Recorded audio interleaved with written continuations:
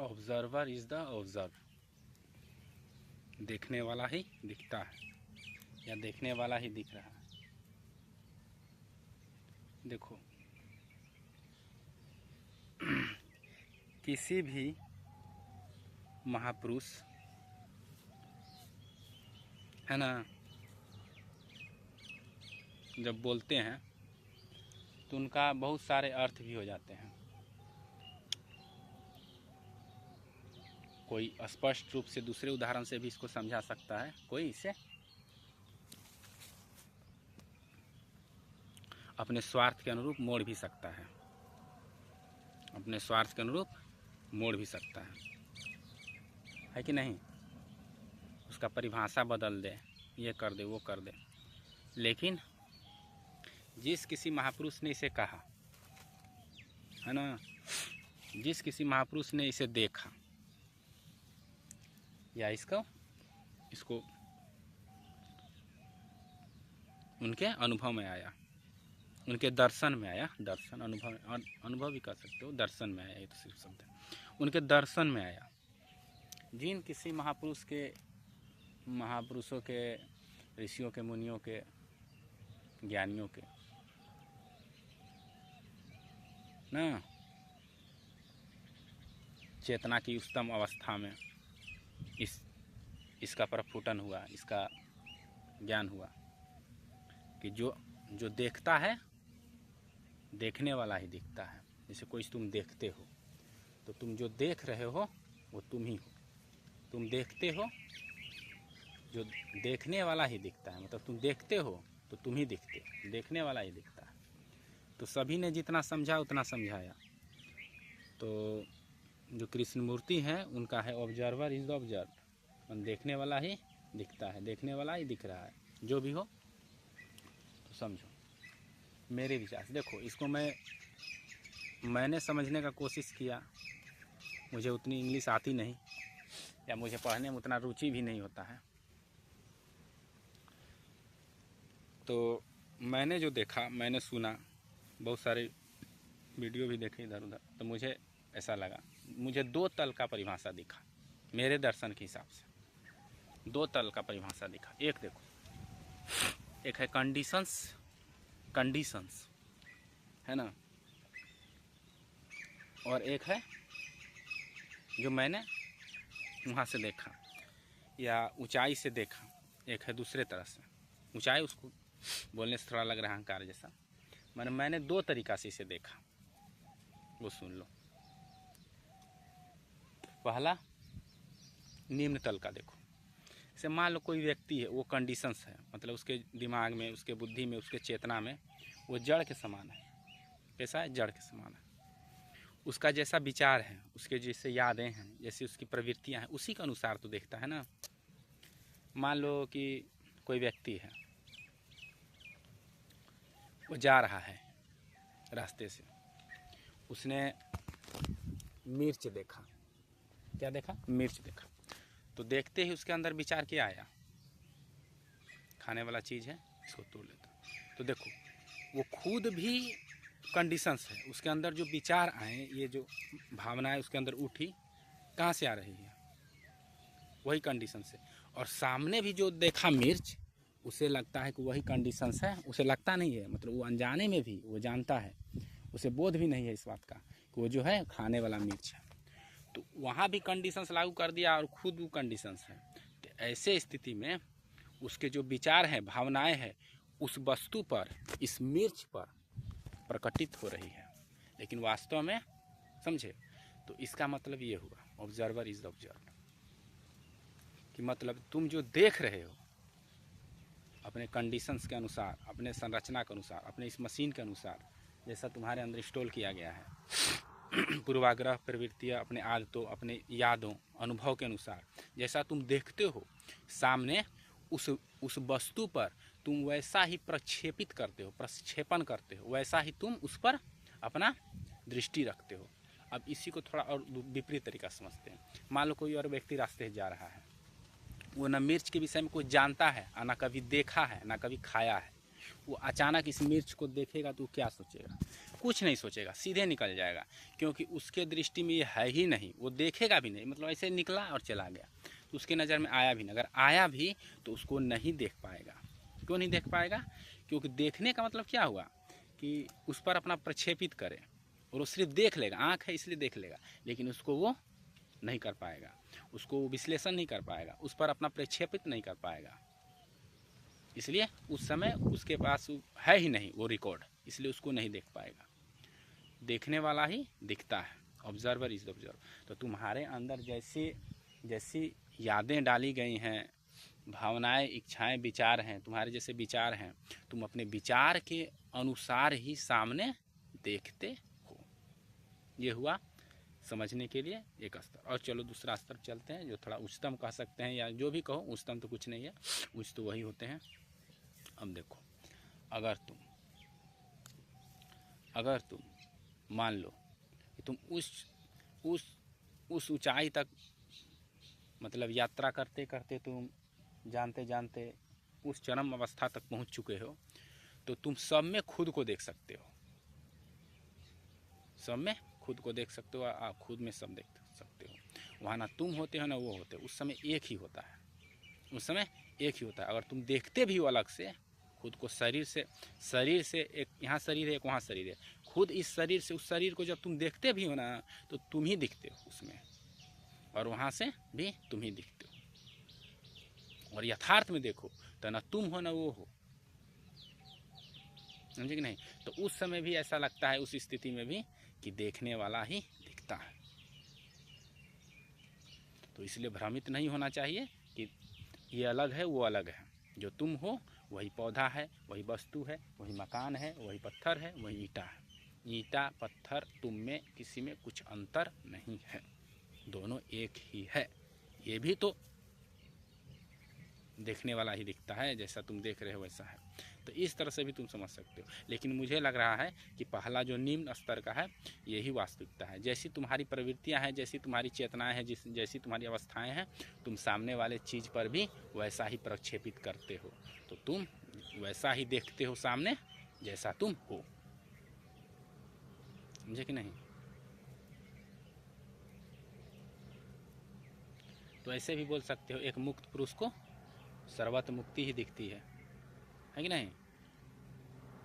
लेकिन बंधन में होते हैं, फिर भी मुक्त करने का प्रयत्न करते ही हैं, अपने अनुसार से, अपने साधनाओं से, अपने यंत्रों से, उपायों से, अपने ज्ञान विज्ञान से।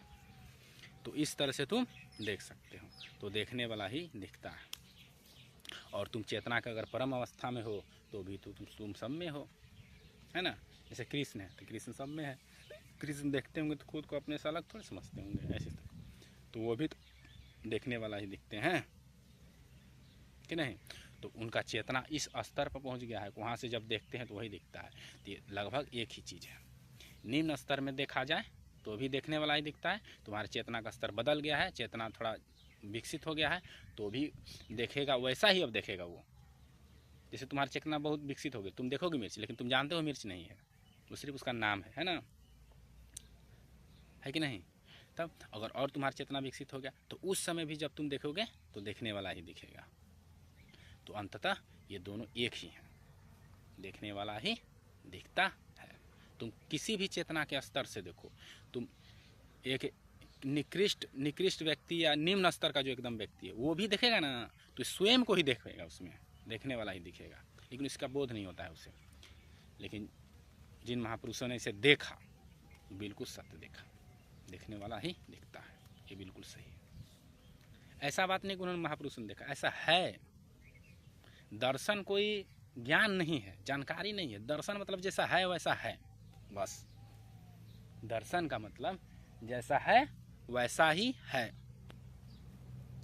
लोग दर्शन का मतलब कल्पना कर, दूर दर्शन शास्त्र है, पता नहीं क्या देखा है क्या नहीं देखा है, वैसा नहीं होता। दर्शन का मतलब जैसा है वैसा है। वो तो सिर्फ माध्यम बनते हैं, जैसे कि कृष्णमूर्ति जी हैं, ये क्या बने? सिर्फ माध्यम बने। माध्यम मतलब उस शब्द को प्रकट करने का माध्यम बने। वो पहले से ही था और वैसा ही है है ना? समझते कि नहीं? एक होता है ना खोज कर लेना, भारत का खोज, इसका खोज, तो वैसा ही है, वो पहले से ही था, वो सिर्फ माध्यम बने। लेकिन माध्यम बनना ही एक, समझ गए ना, तो ऐसा भी चीज़ है।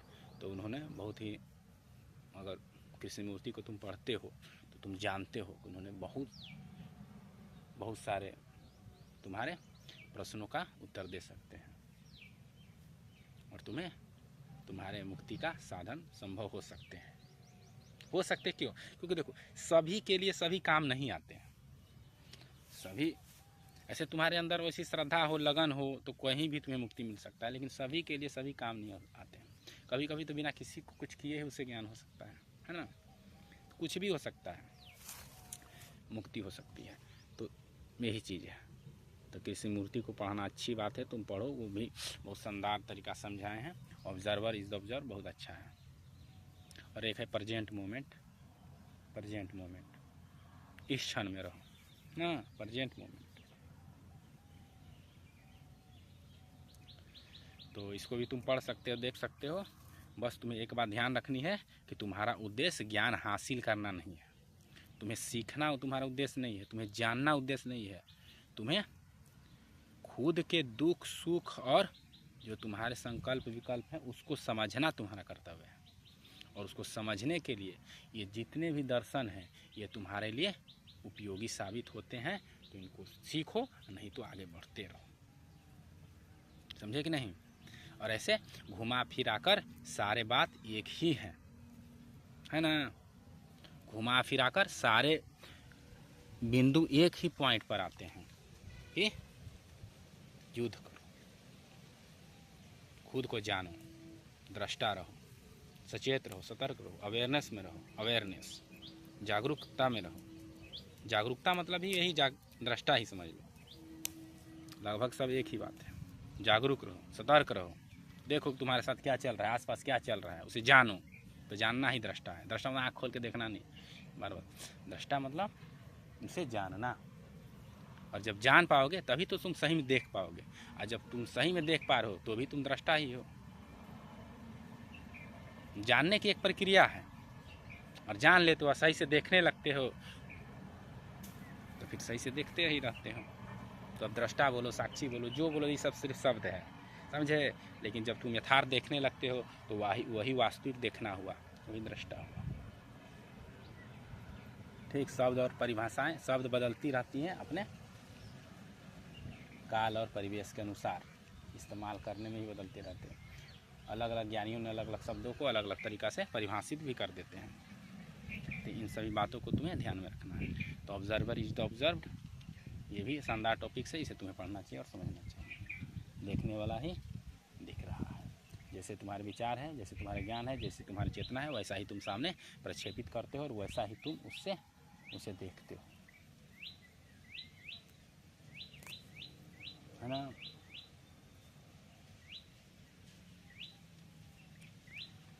जैसे तुम्हारे विचार हैं वैसा ही तुम सामने अनुभव भी करते हो, वैसा ही देखते हो।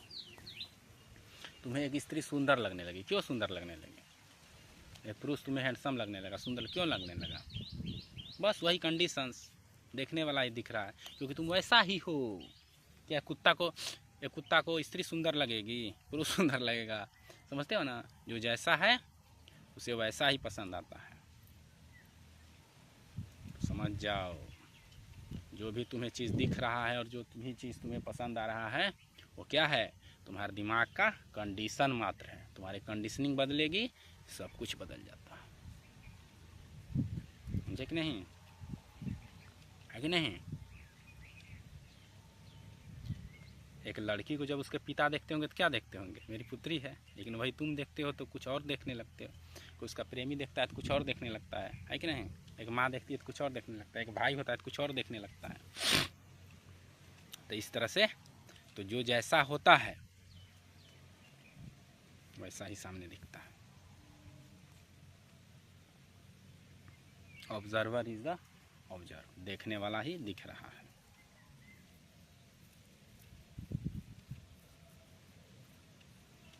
ये कृष्णमूर्ति द्वारा है ना बोला गया बताया गया।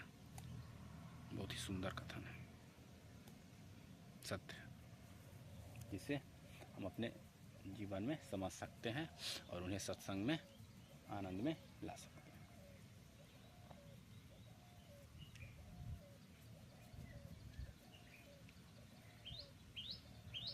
जैसे तुम गंदा देख लेते हो कहीं रास्ते पर, तुम भागने लगते, क्यों? क्या तुम्हारे अंदर कंडीशंस है।